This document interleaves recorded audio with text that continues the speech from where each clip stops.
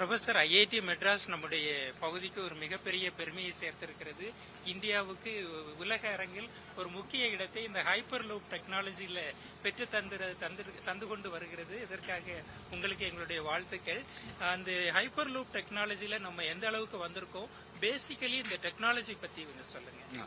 Hyper loop technology என்பது ஒரு டியூப்ல நம்ம ஒரு ரயில் போடுறோம். அந்த ரயில் மேல ஒரு பாட், அதுல மனுஷங்களும் போகலாம், கார்கோவும் வைக்கலாம்.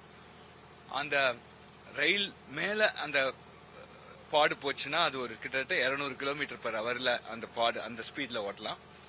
அதுவே ஒரு மேக்னெட்டிக் லெவிடேஷன், அதாவது அந்த ரயில் மேல அந்த பாடு கொஞ்சம் தூக்கிட்டு அந்த ஏர்ல அது போச்சுன்னா கிட்டத்தட்ட ஒரு 400 கிலோமீட்டர் பர் ஹவர்ல ஓட்டலாம். அதே அந்த ஃபுல் டியூபையும் நம்ம வேக்யூமா பண்ணா 600 கிலோமீட்டர் பர் ஹவர்ல ஓட்டலாம். இது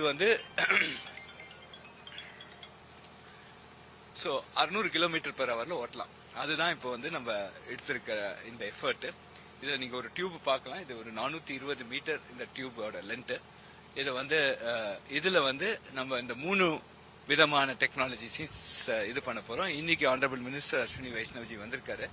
அவருக்கு நம்ம 3 டெமோ கொடுக்க போறோம். இந்த பாடுக்குள்ள ரயில்ல ஓடுற மாதிரி ஒரு பாடுக்கு வெளியில லெவிடேஷனோட, அப்புறம் அந்த வேக்யூம் பத்தியும் கொஞ்சம் கொடுக்கறோம். அதுக்கப்புறம் இந்த வர்ச்சுவல் ரியாலிட்டி வச்சு இது எப்படி இந்த ஹோல் இதை டிசைன் பண்ணலாம், இதோட எப்படி ஸ்டடி பண்ணலாம் அப்படிங்கிற 4 டெமோ இங்க கொடுக்க போறோம்.